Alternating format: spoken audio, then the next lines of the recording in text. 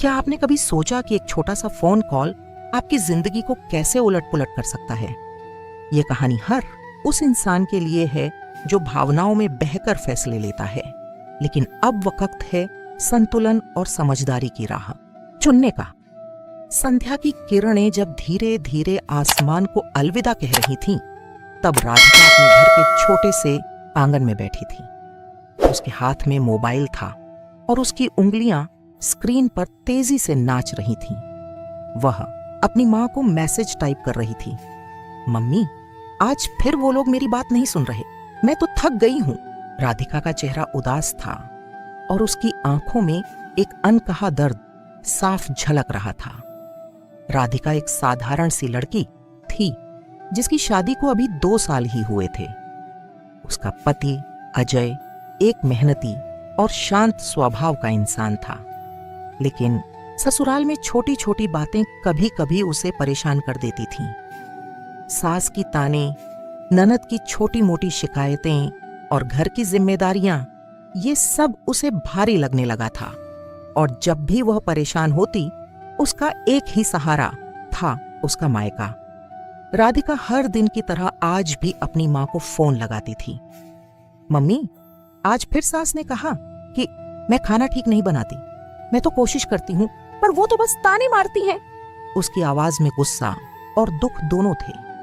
दूसरी तरफ से उसकी मां शांति देवी ने तुरंत जवाब दिया, बेटा, ये तो गलत बात है, तू अब चुप क्यों रहती है? जवाब दे, डट कर सामना कर। राधिका की छोटी बहन प्रिया, जो पास ही बैठी थी, ने भी चिल्लाकर कहा, दीदी, अब तो हद हो गई, तू इनके सामने क्यों झुकती है? तू भी बोल, तू भी तो कुछ कर सकती है। राधिका के मन में ये बातें घर कर गईं। उसकी माँ और बहन की बातें सुनकर उसे लगने लगा कि शायद उसे सचमुच और सख्त होना चाहिए।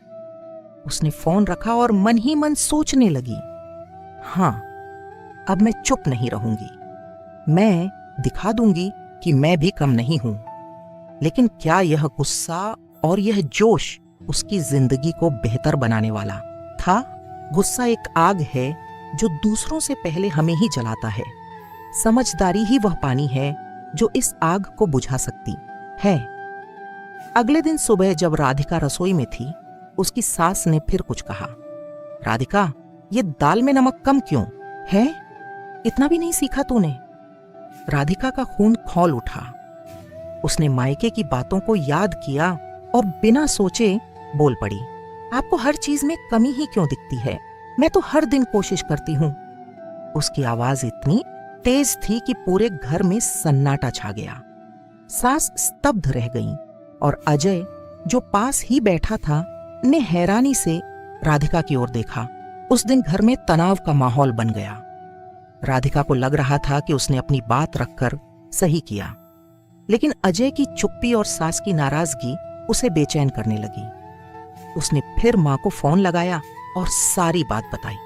मां ने कहा, शाबाश बेटा, तूने सही किया, अब वो लोग तुझे हल्के में नहीं लेंगे।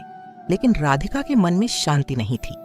उसे लग रहा था कि कहीं ना कहीं उसने कुछ गलत कर दिया। जब आप गुस्से में जवाब देते हैं तो आप अपनी ताकत नहीं बल्कि अपनी कमजोरी दिखाते हैं। असली ताकत है धैर्य और समझदारी में। कुछ दिन बीते। घर का माहौल अभी भी ठीक नहीं था। अजय राधिका से कम बात करने लगा था। सास ने भी उससे दूरी बना ली थी। राधिका को अब अपनी बात का पछतावा होने लगा। उसने सोचा, क्या मैंने जल्दबाजी में कुछ गलत तो नहीं कर दिया? उस रात जब वह अकेली अपने कमरे में थी, उसने अपने मन की उलझन को सुलझाने की कोशिश की। तभी उसे अपनी नानी की बात याद आई। नानी ने एक बार कहा था, बेटा, घर को जोड़ने के लिए प्यार और समझ चाहिए, न कि गुस्सा और तकरार। राधिका ने सोचा कि शायद उसे अपनी सास से बात करनी चाहिए, लेकिन इस बार गुस्से से नहीं बल्कि प्यार और समझदारी से। अगले दिन राधिका ने हिम्मत जुटाई और अपनी सास के पास गई। उसने धीरे से कहा, मम्मी जी, अगर मैंने कुछ गलत कहा हो तो माफ करें। मैं बस चाहती हूं कि हम सब मिलकर खुशी से रहें। उसकी सास ने पहले तो कुछ नहीं कहा, लेकिन फिर धीरे से बोली, राधिका, मुझे भी लगता है कि मैंने कई बार तुम्हें बेवजह डांटा। चलो अब से हम दोनों कोशिश करेंगे कि एक दूसरे को समझें। यह सुनकर राधिका की आंखों में आंसू आ गए। उसे लगा कि उसने एक बड़ा बोझ उतार दिया है। उसने अजय से भी बात की और अपनी गलती मानी। अजय ने मुस्कुराते हुए कहा, राधिका, मुझे तुम पर गर्व है। तुमने जो आज किया वो कोई छोटी बात नहीं है। माफी मांगना कमजोरी नहीं बल्कि हिम्मत की निशानी है। ये रिश्तों को जोड़ने का सबसे खूबसूरत तरीका है। राधिका ने अपनी मां को फोन किया और सारी बात बताई। इस बार उसने मां से कहा, मम्मी, मैंने मम्मी जी से बात की और अब सब ठीक है। मुझे लगता है कि मुझे पहले समझदारी से काम लेना चाहिए था। उसकी मां ने थोड़ा हिचकिचाते हुए कहा, हाँ बेटा, शायद हमने भी तुझे गुस्सा करने को उकसाया।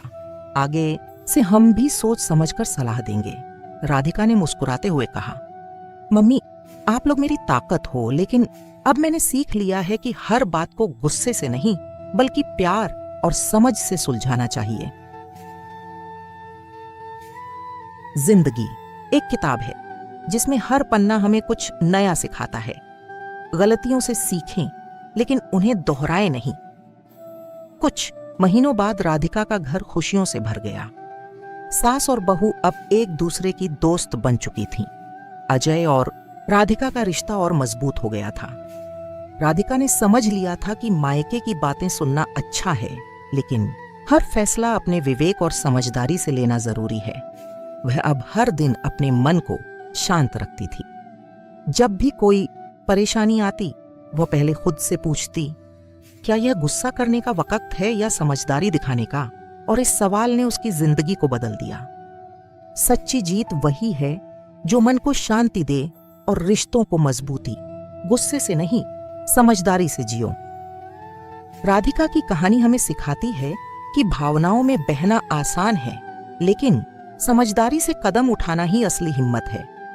मायके की सलाह प्यार से भरी होती है, लेकिन हर सलाह को आंख मूंद कर मान लेना ठीक नहीं। अपने मन की आवाज सुनें, अपने रिश्तों को समझें और हर कदम सोच समझ कर उठाएं, क्योंकि जिंदगी एक बार मिलती है और इसे प्यार, समझ और धैर्य से ही खूबसूरत बनाया जा सकता है। तो दोस्तों, अगली बार जब आपका मन गुस्से से भर जाए तो रुकिए, सोचिए और समझदारी से फैसला लीजिए, क्योंकि आपकी एक छोटी सी समझदारी आपके घर को स्वर्ग बना सकती है।